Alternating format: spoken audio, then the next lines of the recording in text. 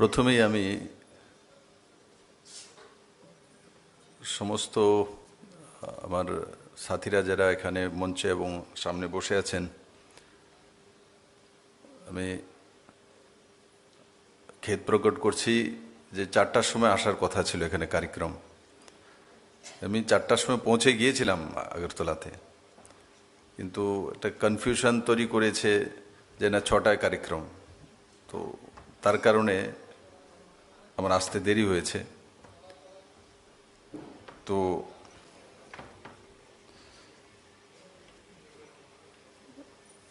আপনাদের দীর্ঘক্ষণ, আমি জানি কার্যক্রম 4টার সময় মানে 2টে-3টে থেকে এখানে প্রস্তুতি চলছিল, সবাই এসেছিল, তো লম্বা সময়। এখন 2টা থেকে কটা বাজলো, এখন 7টা বেজে গেছে। তো আজকে একটা ঐতিহাসিক দিন, আর এই খুমলুং প্রেস ক্লাব আর এই প্রেস ক্লাবের সদস্যদের দ্বারা আজকের এই কার্যক্রম, এই কার্যক্রমে মঞ্চে উপস্থিত ত্রিপুরা সরকারের আদরণীয় মন্ত্রী মেবার কুমার জামাতে মহোদয়, পূর্ব লোকসভার আদরণীয় এমপি রেবতী ত্রিপুরা মহোদয়, Shri Pranab Sarkar, secretary Agartala press club,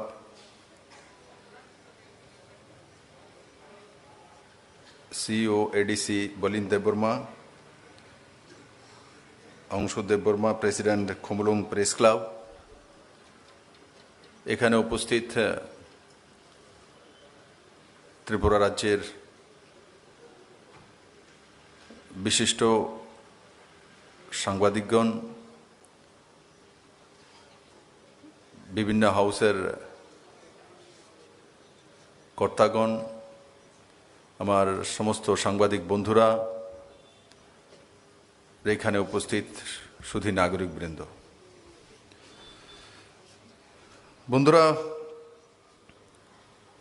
স্বাভাবিকভাবে খুমলুঙে একটা প্রেস ক্লাব হোক, সেটা অনেকদিন যাবৎ আমাদের সবার একটা ইচ্ছে ছিল। আজকে সেটা অফিসিয়ালি সাকার হতে চলছে। আমি আশা করি তাতে ত্রিপুরার মানুষের যে গণতান্ত্রিক অধিকার এবং সরকার পরিচালনায় সরকারের যে গঠনমূলক আলোচনা, সে প্রেস ক্লাবের মধ্যে দিয়ে জনতার কাছে পৌঁছবে। কারণ কি, প্রেস ক্লাবে দেখুন, একটা রাজ্যকে সুন্দর গতিতে নিতে গেলে প্রেস মিডিয়াদের ভূমিকা অত্যন্ত গুরুত্বপূর্ণ।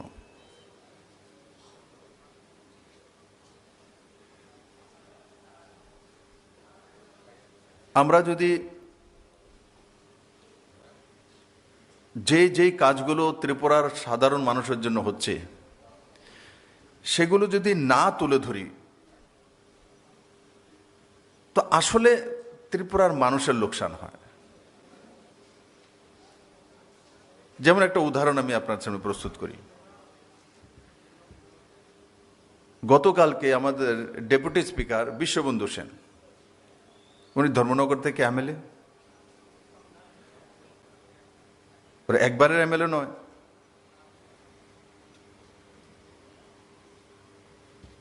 উনি পুরনো। ও রাজনীতিতেও অনেক দিন জোড়া আছে। তা আমাকে একটা ফোন করলেন যে ধর্মনগর পৌর নিগমে ট্রেড লাইসেন্সের যে আপনি ব্যবস্থা করেছেন স্যার, সেটা কি 5 বছর পর্যন্ত ভ্যালিডিটি থাকে, রিনিউয়াল হয়ে যায়? কিন্তু আমি পৌর নিগমে আছি, সিইওকে জিজ্ঞাসা করলাম, ও বলে এই বিষয়ে কোনো ওনারা জানেন না। তাই আমি বললাম সেটা তো অনলাইনই করে দেওয়া হয়েছে। ট্রেড লাইসেন্স আপনি আপনি অনলাইনে রিনিউয়াল হয়ে যাবে, তার সামান্য যাই আছে ফিটা জমা করলেই। সেটা আগে ছিল না ব্যবস্থা, এটা অনেকদিন হয়ে গেছে সরকার করেছে। তার উপর একটা স্কিমও রাজ্য জুড়ে আমরা ঘোষণা করেছি। কি স্কিম? স্বনির্ভর, মুখ্যমন্ত্রী স্বনির্ভর যোজনা। তার মধ্যে সমস্ত দোকানীদের ট্রেড লাইসেন্স বানিয়ে দেওয়া, জিএসটি রেজিস্ট্রেশন করে দেওয়া, ফ্রি ত্রিপুরা সরকারের তরফ থেকে 1000 টাকা দিয়ে ইন্স্যুরেন্স করে দেওয়া 5 লাখ টাকা পর্যন্ত ফ্রি। তার উপর যদি অ্যামাউন্ট হয় তো ব্যক্তি করে নেই, কেন 5 লাখ টাকার উপরে ইন্স্যুরেন্স করতে গেলে ব্যক্তি এস্টাবলিশড তো করতে পারে তার পয়সা দিয়ে ইন্স্যুরেন্স। আর ও ব্যক্তিকে প্রধানমন্ত্রীর যে পেনশন যোজনাটা রয়েছে একটা ছোট দোকানির জন্য 3000 টাকা করে 60 বছর পরে পাবে, প্রতিদিনে 1 টাকা করে, সেটা করে দেওয়া। আর তার সঙ্গে एससी एसटी ओबीसी और জেনারেল भी হোক, তাকে সহজ কিস্তিতে কোনো সাবসিডাইজ লোনের ব্যবস্থা করে দেওয়া। তার যোজনার নাম কি? স্বনির্ভর, মুখ্যমন্ত্রী স্বনির্ভর যোজনা। এখানে যারা সামনে বসে আছে, যারা মঞ্চে আছে, সবাই মুখ্যমন্ত্রী স্বনির্ভর যোজনার বিষয়ে জানেন। কেউ আছে কি মুখ্যমন্ত্রী? তাহলে কি ধর্মনগর কতটা দূর? মিউনিসিপ্যাল কাউন্সিলে ওখানে সিইও জানে না, বলছে এই ধরনের কোনো স্কিম নেই। এমএলএ বা ডেপুটি স্পিকারকে ফোন করতে হচ্ছে মুখ্যমন্ত্রীকে, স্যার আমরা তো এমন একটা যোজনার ছেড়েছেন। হ্যাঁ, যে এত বড় যে গ্যাপিংটা, অনেক সময় মনে হয় মুখ্যমন্ত্রী স্বনির্ভর যোজনা কেন লিখবো বারবার, আমরা বারবার কেন বলবো, কেন টিভিতে ডিবেট করব, মনে হতে পারে আজকের যে ইস্যু সেটাই করি না। বন্ধু, আজকে আমি আপনাদের বারবার বলি, আপনাদের প্রয়োজন রয়েছে। এই যে যোজনাটা জানছেন, অথচ সরকার ফ্রিতে ইন্স্যুরেন্স করে দিচ্ছে, ইন্স্যুরেন্স নিতে রাজি নয়। আরে ইস দুনিয়াতে 1 টাকা কেউ কাউকে ফ্রিতে দেয় না। অসুস্থ হলে নিজের কাছে টাকা না থাকলে যদি দোকানে গিয়ে বলি আমাকে বাকি ওষুধ দাও, সেও দেবে না। সেই জায়গা ফ্রিতে ইন্স্যুরেন্স করে দিচ্ছে, ট্রেড লাইসেন্স ইজি টু করে দিচ্ছে। আগে যারা ভাড়াটিয়া কোনো দোকান থাকতো তার ট্রেড লাইসেন্স হতোই না, কারণ কি সে দোকানের মালিক না। আজকে সরকার সেটাকে রিল্যাক্সেশন করে দিয়েছে যে না, ভাড়াটিয়ারাও ট্রেড লাইসেন্স করতে পারবে, এবং ট্রেড লাইসেন্স হলেই সঙ্গে সঙ্গে সে লোন পাবে, কারণ ট্রেড লাইসেন্স না হলে তো লোন পাবে না। আজকে এত সহজতর ব্যবস্থা করে দিয়েছে, কিন্তু তা মানুষের কাছে পৌঁছানো যাচ্ছে না। তার জন্য ছোট ছোট ক্যাম্পও করেছি, আমি নিজে গিয়েছি ডিপার্টমেন্টকে দিয়ে। তারপরেও আজকে 3 মাস 3.5 মাস পরে বলছে এটা আবার কি।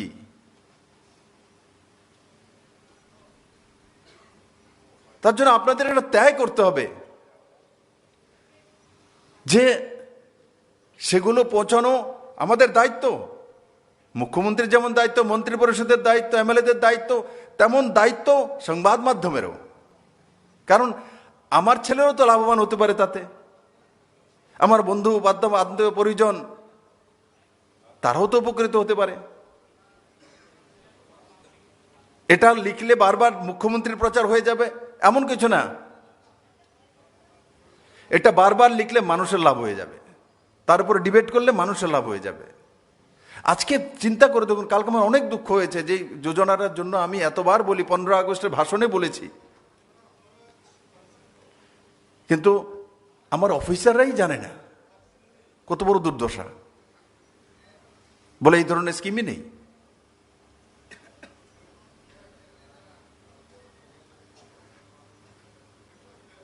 আগে একটা ব্যবস্থা ছিল, 25 বছর একটা সরকার ছিল, মতাদর্শে। তাদের কোনো লক্ষ্যই ছিল না জনমানুষের উন্নয়নের।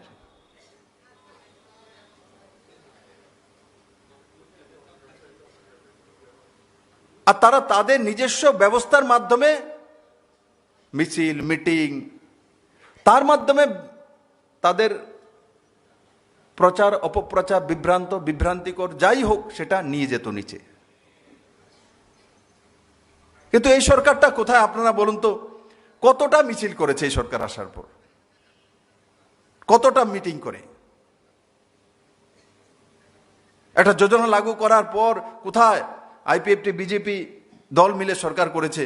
কোথায় আমরা বুথে বুথে গিয়ে এটা নিয়ে ঘুরি যে মুখ্যমন্ত্রী স্বনির্ভর যোজনা হয়েছে, জিন্দাবাদ জিন্দাবাদ জিন্দাবাদ, মুখ্যমন্ত্রী জিন্দাবাদ, প্রধানমন্ত্রী জিন্দাবাদ? শুনেছেন আপনারা? ইক্কা দুক্কা না হলেছেন না, হয় না।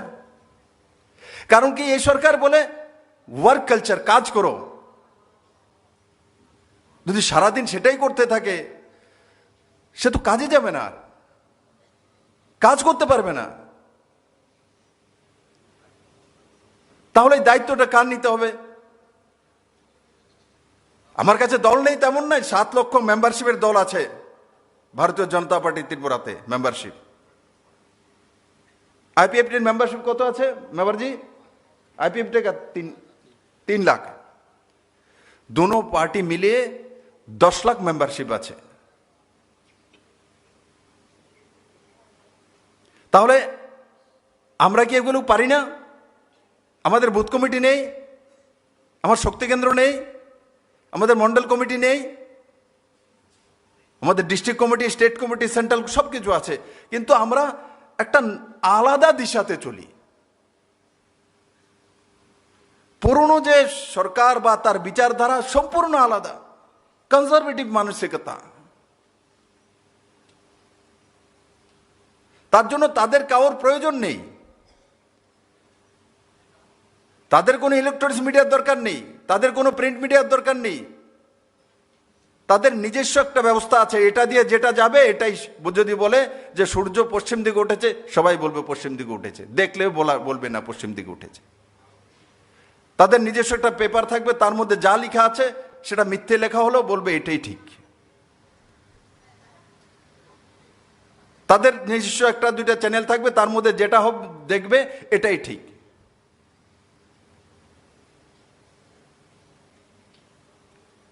আমাদেরও নিজস্ব কোনো পত্রিকা নেই, ম্যাগাজিন নেই, নিউজ চ্যানেল নেই, সেটা আমি বলি না। কিন্তু আমরা পার্টি করার জন্য পার্টি করি না।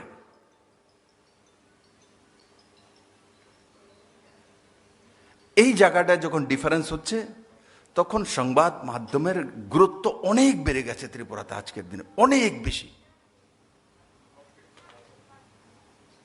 কারণ আমি চাইছি, আমার সরকার চাইছে যে আপনারা সেই জায়গাটা সম্পূর্ণ আপনারা নিয়ে নিন।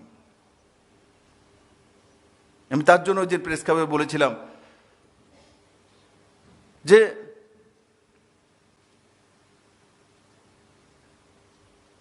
যদি শ্রেষ্ঠ ত্রিপুরা দিতে হয়, শ্রেষ্ঠ জার্নালিজমও দিতে হবে, এটাকে ছেড়ে হবে না।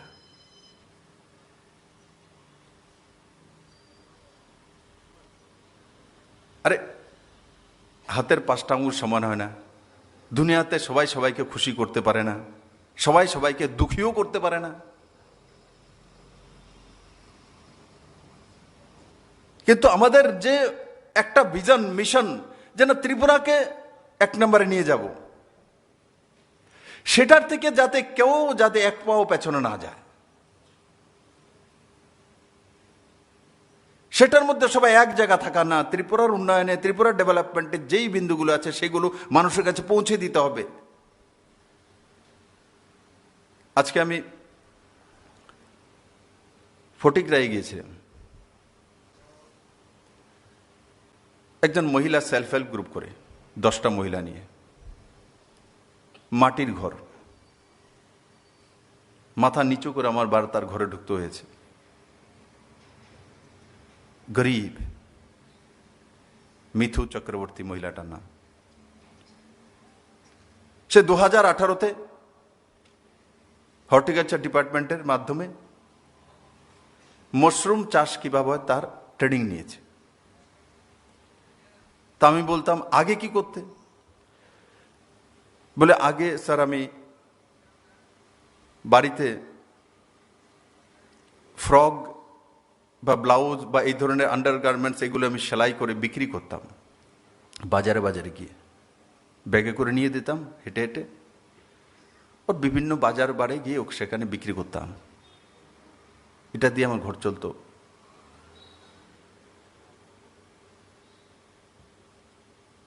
সেটাও কাজ করে। আর তার সঙ্গে সঙ্গে কারণ কি নরেন্দ্র মোদীর আত্মনির্ভর মানসিকতা, নতুন সরকার এসছে 2018-তে, তার সোচ, এগুলো মানুষের কাছে পৌঁছে গেছে।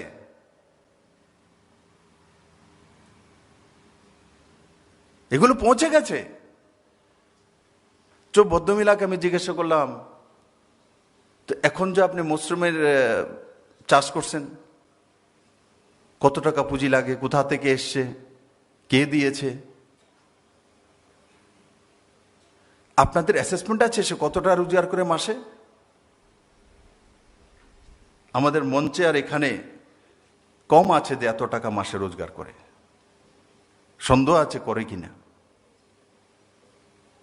যে এত গরিব সে একটা ট্রেনিং নিয়ে বাঁশের বেড়ার ঘর তৈরি করে রেখেছে, 2টা, নতুন আরেকটা বানিয়েছে, বেশি খরচা লাগে না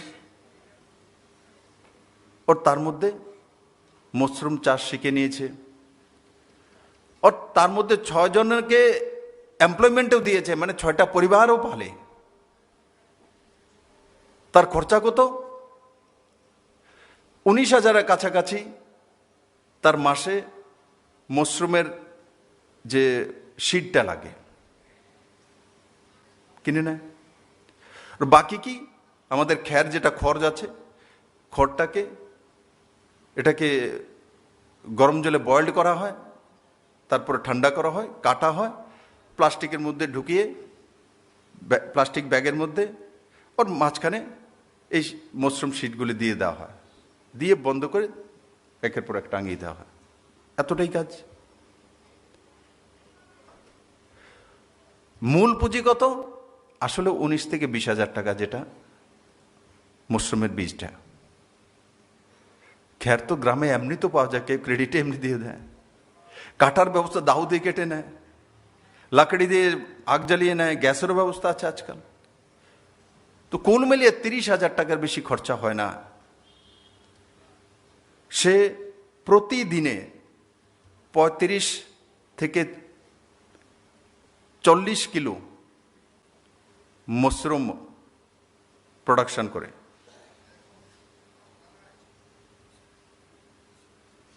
35 থেকে 40 কিলো। আর 1 কিলোর দাম কত? আগরতলাতে 200-250 টাকা হতো, ও 150 টাকাতে বিক্রি করে।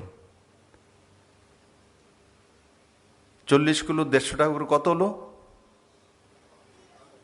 কত? 6,000 টাকা। তার মধ্যে আমি জিজ্ঞাসা করেছি সব বেতন বুদ্ধি দিয়ে কতটা, বলে স্যার 2,500 থেকে 3,000 টাকা ম্যাক্সিমাম, 2,500 টাকার উপরে যায় না। তাহলে বাঁচে কত? 3,500 টাকা। 3,500 প্রতিদিন ইন্টু 30 ডেজ কত হলো? 1,05,000-এর উপরে।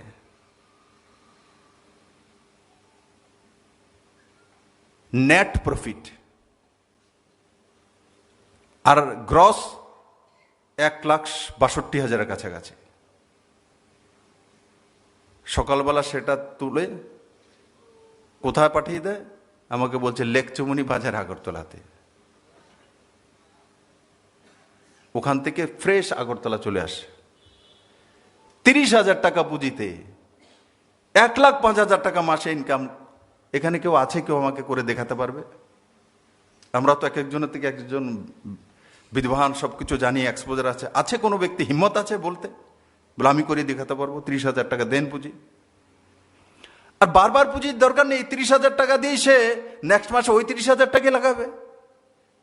মানে অনলি 30,000 টাকা পুঁজি দিয়ে অ্যানুয়ালি সে নেট 12 লাখ টাকা রোজগার করবে 30,000-এর বদলে। আছে কেউ এখানে বলতে পারে যে 30,000 টাকা দিয়ে 12 লাখ টাকা রোজগার করবো? হিম্মত হ্যাঁ? ও মহিলা করে দেখিয়েছে।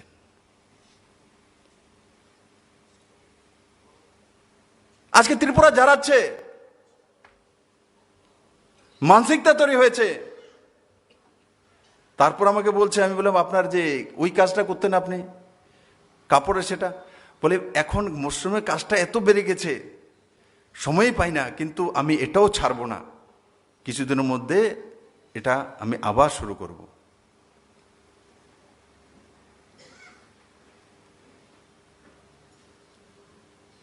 তার কাছে কোনো টেকনোলজি নেই। সে আমাকে এটাও বলছে, দাদা মাঝে মাঝে এমন হয় কোনো পূজা পার্বণ বা বাজার বন্ধ থাকলে সেই দিনের যে প্রোডাকশনটা আমার হয়, সেটা আমরা যখন মশরুমটা কালেক্ট করে নিই তো সেটা খারাপ হয়ে যায় 1-2 দিন থাকলে, কারণ আমার কাছে প্রিজার্ভ করার মতো ব্যবস্থা নেই। তো আমি সঙ্গে সঙ্গে জে.কে. সিনহা ছিল আমার সঙ্গে প্রিন্সিপাল সেক্রেটারি, আমি বললাম যে ওকে একটা সরকারের তরফ থেকে লোন দিয়ে সাবসিডি দিয়ে একটা কোলিংয়ের ব্যবস্থা করে দাও, যাতে সেটা যদি বিক্রি ওই দিন বাজারে না হয়, বন্ধ থাকে, তো সেটা যাতে সে থাকে তার মধ্যে রেখে 2-4-5 দিন পরে বিক্রি করলো, 10 দিন পরে বিক্রি করলো, যাতে কোনো কিছু না হয় সেটার ব্যবস্থা করে দাও।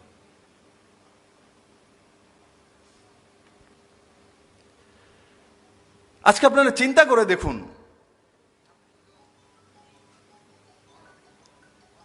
ত্রিপুরা কোন দিশাতে যাচ্ছে, কোথায় যাচ্ছে। নরেন্দ্র মোদীর ভোকাল ফর লোকাল, স্বনির্ভর মানসিকতা, আত্মনির্ভর Bharat, make in India, made in India, এই সবগুলো মানুষের মধ্যে সেই মানসিকতা তৈরি করেছে। আজকে আমার এক এমএলএর বিয়ে ছিল, সেখানেও গেলাম, তো আমাকে যে থালি দিয়েছে সেটা কিসের থালি? এরকম মানে সুপারির খোলের থালি।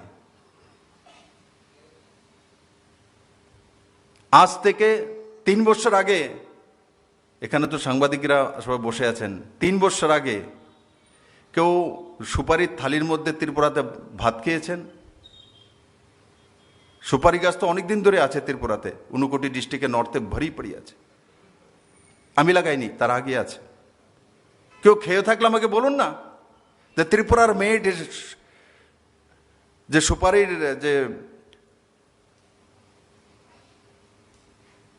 সুপারি গাছের যে কি বলে এটাকে, পাতার যে খুলটা হয় সেটা দিয়ে থালি লোকাল তৈরি হয়েছে, আর তার তার তার সেই থালিতে আপনারা ভাত খেয়েছেন। আছেন কেউ? লাউগাঙে থালি কত বছর আগে? 1 বছর না, 3 বছর আগে। না না, 3 বছর আগে। হ্যাঁ, তো 1 বছর তো খাইবে তো BJP government I BJP I-50। 3 বছর আগে কেন বলছি, কারণ কি তার আগে 2018 9 মার্চের আগে বলছি আমি। কেউ খেয়ে থাকলে, কি জয়ন্তবাবু খেয়েছেন? চেয়ারম্যান সাহেব খায় নাই, অচিন্ত খায় নাই, অচিন্ত উঠে গেছে গা, মানে কেউ খায়নি।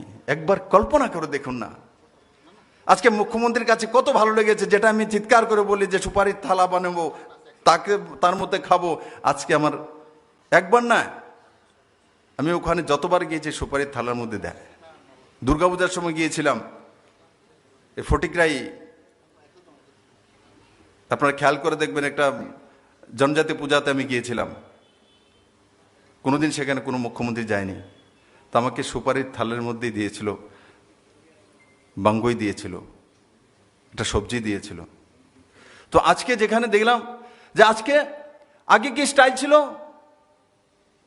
যে না থার্মোকলের হতে হবে, এখান থেকে হতে হবে, আজকে স্টাইল হয়ে গেছে যে না সুপারির থালা হতে হবে। কারণ কি, এটার মধ্যে ভাত দিলে মুখ্যমন্ত্রী খুশি হইব।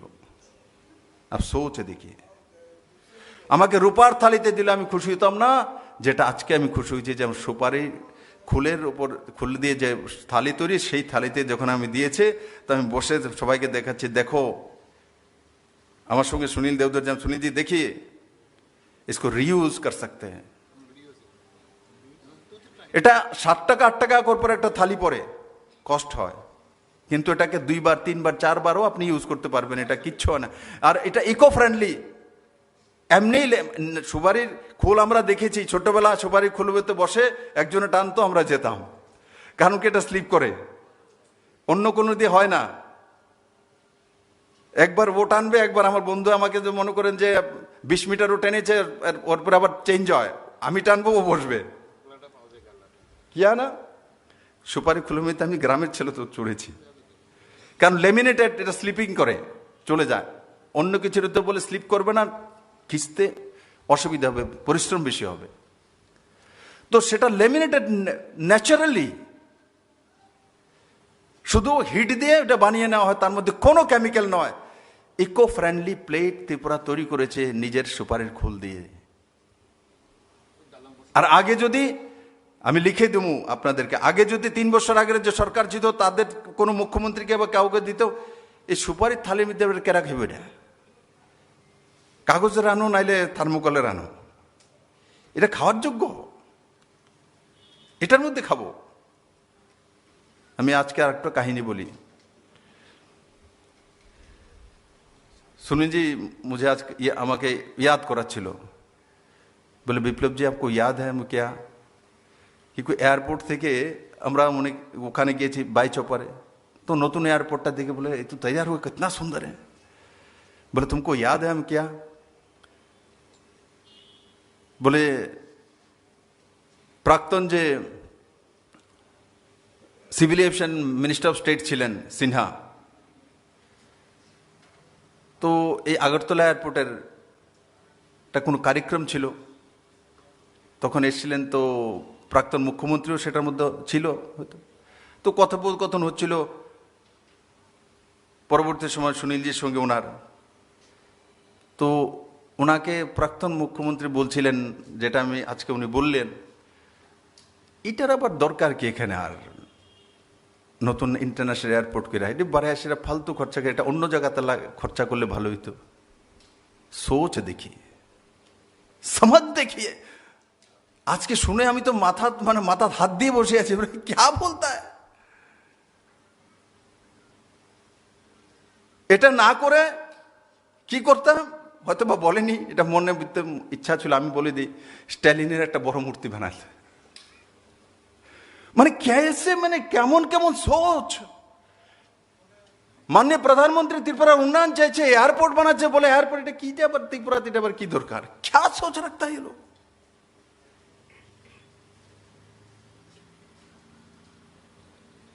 আজকে ত্রিপুরার মুখ্যমন্ত্রী ত্রিপুরার চা পাতা দিয়ে চা খায়, তবেই তো চা বাগানগুলি উঠে দাঁড়াচ্ছে। এটা বিপ্লব দেব খায় না, যে যেখানে হোক, পক্ষে বিপক্ষে, মানুষ তার রাজ্যের মুখ্যমন্ত্রীকে ফলো রাখে, সে কি করে, সে কি খায়, সে কোথায় যায়। কেউ হয়তো তার নেগেটিভলি বলবে, কেউ হয়তো পজিটিভলি বলবে। আমরা দেশের প্রধানমন্ত্রীকে ফলো করি না? মাননীয় প্রধানমন্ত্রীজি কত ঘন্টা ঘুমান, কি খান, যোগা কতটা সময় করেন, উনি ভাষণ দেন, তো এই ম্যাটেরিয়াল কোথা থেকে আসে, উনি চিন্তন করেন, তো চিন্তন কোথা থেকে আসে। তার জন্য আমাদেরকে সেই দিশাতে সবাই মিলে কাজ করতে হয়, সেটা ত্রিপুরাতে ছিল না। আজকে ত্রিপুরাতে বড় মাত্রায় জব ক্রিয়েটার তৈরি হয়েছে। তার জন্য আমি সাংবাদিক বন্ধুদেরকে আজকে প্রেস ক্লাব এখানে যে ইনোগ্রেশন হয়েছে খুমলুঙে, আমি সেটা বলতে চাইছি যে তুলে ধরুন না সেই মিঠু চক্রবর্তীকে। আমি বেরোনোর সময় বাড়ি থেকে ফ্যামিলির সঙ্গে ফটো খিঁচেছে, মশরুমের পায়েস খাইয়েছে, সেটাও খেয়েছি। ওর আসার সময় আমি বলে এসছি, বোন তোমার বাড়িতে যে আমি এসছি, এটা বিপ্লব দেব আসেনি, এটা রাজ্যের মুখ্যমন্ত্রী এসছে, কালকে কিন্তু তোমার অর্ডারটা বেড়ে যাবে, তুমি তার জন্য প্রস্তুত থাকো, কারণ এটা প্রচার হয়ে যাবে, এখন মিডিয়া লিখবে, সোশ্যাল মিডিয়ামে চলে গেছে। তোমাকে যদি 3 জন জানতো, আজ থেকে পুরো ত্রিপুরা তোমাকে জেনে যাবে। আর আমি কেন বলছি আজকে এখানে, আমিও চাই সারা ত্রিপুরার পুরা দুনিয়া ওকে জেনে যাক। এরা হচ্ছে রিয়েল হিরো ত্রিপুরার, মুখ্যমন্ত্রী নয়, রিয়েল হিরো এরা, যারা 30,000 টাকা পুঁজি দিয়ে 1,05,000 টাকা ফটিক রায়ের মতো গ্রামে বসে রোজগার করতে পারে। ছোট্ট একটা মাটির ঘর, গরিব মহিলা, পড়াশোনায় খুব শিক্ষিতা আমি জানি না, আমি জিজ্ঞাসা করিনি পুঁথিগত বিদ্যা কতটা আছে, কি আছে না আছে। কারণ কি সে সেখানে যাওয়ার মতো সময়ও হয়নি। কারণ কি সে এস্টাবলিশড মানসিকতা। যখন আমি দেখি ব্যক্তি এস্টাবলিশ, সে সাকসেসফুল, তাকে মানুষ জিজ্ঞাসা করে না তোমার ডিগ্রি কত, তোমার বাড়ি কি, তোমার কোথায়। যদি সেগুলো না থাকে তখন যে কদ্দূর পর্যন্ত পড়ছো, আচ্ছা দেখি তোমার লিগে একটা চাকরির ব্যবস্থা করতে পারি কিনা, লোনের ব্যবস্থা করতে পারি কিনা। কিন্তু যখন দেখি কোনো ব্যক্তি আমার সামনে দাঁড়িয়েছে, সে ব্যক্তি স্বয়ংসম্পন্ন, তাকে আমরা তার কুণ্ডলী জিজ্ঞাসা করি না। তাই আজকে আমার গর্ব হয় যে খুব কম সময়ে ত্রিপুরাতে সে মানসিকতা তৈরি হয়ে গেছে। পরনির্ভরশীলতা থেকে বেরিয়ে আসছে মানুষ। এটাই ত্রিপুরাকে এস্টাবলিশ করবে। আর আমি তার জন্য সংবাদ মাধ্যমের সমস্ত হাউসগুলিকে বলবো, আপনারা এগুলো তুলে ধরুন, বারবার বলুন, একবার বলে ছেড়ে দেবেন না, ডিবেট করুন। তাকে ধরে এনে মিডিয়াতে বসান, যে সে কিভাবে করেছে তার স্টোরি নিজে বলুক। নিজে বলার অন্য বলার মধ্যে তফাৎ আছে। তার যে নিজে বলবে তো অন্যের মধ্যে বিশ্বাস পয়দা হবে। এগুলো করুন।